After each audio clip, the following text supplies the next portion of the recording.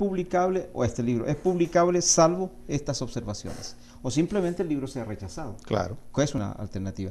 Y en eso se usa lo que técnicamente se llama el doble ciego. Es decir, ni el autor conoce al árbitro, ni el árbitro conoce al autor para que el juicio sea lo más deslindado de subjetividades. Luego de ese proceso aceptado pasa al corrector de estilo, corrector de prueba, el que ve la literatura, el que ve la sintaxis, la semántica, en fin, el que hace el análisis literario del texto. Aprobado eso, en concordancia con el autor, pues se ponen de acuerdo, porque el que firma es el autor, y el autor finalmente el que decide, no, yo quiero que la frase quede así, pero profesor, esta frase, en fin, se discute eso, se negocia, se acuerda eso, pasa a diagramación, diseño, y finalmente queda listo para ser digitalizado. Quiero decir con esto que el libro digital sufre el mismo proceso que un libro Exactamente, impreso. hasta ahí va. O No hay sea ninguna que diferencia. la calidad siempre es un, Sí, es un sello. se preserva. La diferencia está en que una vez diseñado y diagramado no va a imprenta, sino que pasa al técnico que lo digitaliza y lo convierte con un programa especial en un libro digital. Aquí hay un comentario que vale la pena hacer. En ese punto, nosotros estamos en la posibilidad de formatearlo, darle formato digital, de manera que se mantiene en un repositorio para conservarlo. Si en 20 años hay cambios de tecnologías, formatos, se supone que este formato digital electrónico va a permitir el migrar lo que tenemos ahora a esas tecnologías. Se formatea o se le da el formato de tal manera que es manejable en dispositivos móviles, en el formato EPUB que se llama, donde el contenido del libro, a pesar de que en su pantalla de los BlackBerry o de los teléfonos móviles es muy pequeña, el contenido se refluye, se redimensiona para hacerlo leíble y accesible.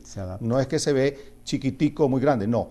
Ese formato de EPUB permite de que todos los contenidos se refluyen a unas dimensiones de la pantalla, pero que siguen siendo accesibles o leíbles con facilidad.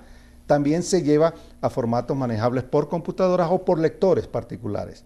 Entonces, el temor que tienen algunos autores de que una forma de preservar el libro es en este formato físico, porque aquí lo conservo, está allí, lo veo, está guardado, no es del todo, digamos, la única posibilidad. Nosotros podemos preservar y vamos a preservar nuestros libros en un repositorio electrónico con formatos y sus protocolos apropiadamente estandarizados para eso. Así como se quemó la biblioteca de Alejandría hace un montón de años, nosotros podríamos decir, bueno, esos repositorios se pueden quemar, esos computadores se pueden quemar, pero se da la gran ventaja de que ahora nosotros no solamente tenemos un ejemplar en un armario que está súper protegido, nosotros podemos tener este archivo electrónicamente en diferentes sitios donde los resguardamos. Claro. E inclusive podría estar en lo que hoy en día se llama la nube, que son grandes repositorios de información digital y donde tienen acceso todo el mundo. Sin duda que este es un mundo que apenas estamos empezando a explorar, ¿no? Y que le debe significar o debe resultar muy atractivo a los jóvenes, inclusive para estimular la lectura. Fíjate que todas las posibilidades de un libro, del manejo de un libro, el que tengas tú tu marcalibro, es posible dentro de todo esto. Tú lo marcas exactamente. La próxima vez que tú abres el libro digital, él abre en esa página donde tú lo marcaste. Si tú quieres rayar o hacer un comentario, también lo puedes hacer. Si tú quieres, inclusive, mucho mejor para aquellos que vamos avanzando en la edad y la presbicia nos va afectando, si tú puedes hacer el zoom de la figura sin dificultad y ver detalles de las figuras que estén allí. Es un montón de posibilidades. Y no es nada difícil. Pero déjame decirte, hacerle una pregunta, Ernesto. Porque el tema de la difusión del libro, en el caso del libro impreso, es la distribución. Sí. En el caso del libro digital, es su visualización en la red. ¿Cuánto tiempo tarda un autor en hacer un libro? Un libro no se hace de la noche a la mañana. Son muchas horas de trabajo, muchas horas de estudio, muchas horas de consulta, para luego comenzar a escribir. En el caso concreto de tu experiencia, ¿cuál es el resultado? Bueno, es una pregunta interesante y algo difícil de contestar, un poco compleja, ¿no? En el sentido siguiente. Tal vez escribirlo no fue lo que más tiempo me consumió, ¿no? En realidad fueron alrededor de 8 meses de trabajo escribiéndolo, ¿no?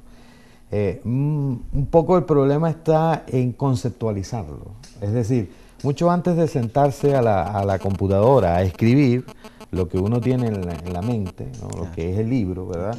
Han debido pasar años y años de reflexión, porque este no es un tema sobre el que yo escribí, sobre el que la mayoría de los autores que ustedes ahora han republicado digitalmente, han escrito, no son temas literarios precisamente, no son novelas de ficción ni cuentos que eventualmente van surgiendo en la mente del autor y van siendo escritos a medida que surgen, ¿no?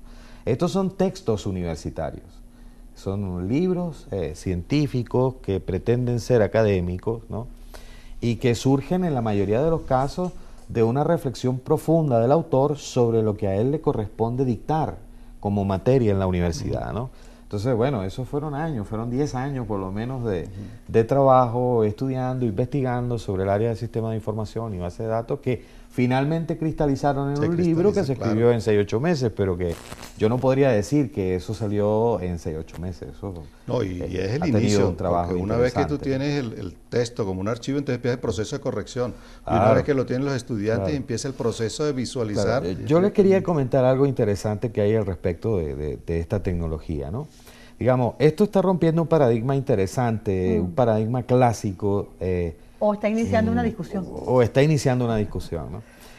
Normalmente, ¿qué se hacía? Bueno, se sigue el proceso que mencionaba Roberto, ¿no? Se escribe el libro, pero luego empieza la interacción con las personas que lo editan. Entonces, bueno, comienza la corrección de pruebas, comienza la diagramación. Finalmente se produce el libro.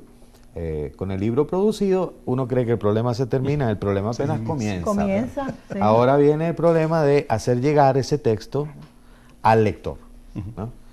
Con la biblioteca digitalizada, nosotros estamos de alguna manera cambiando ese paradigma, ¿no? Ya no es el libro el que debe llegar al lector, sino ahora puede ser el lector el que venga al libro. Exacto. ¿Sí? Y eso es algo fantástico, porque el esfuerzo que hay que hacer para llegar a millones de lectores es enorme, es titánico.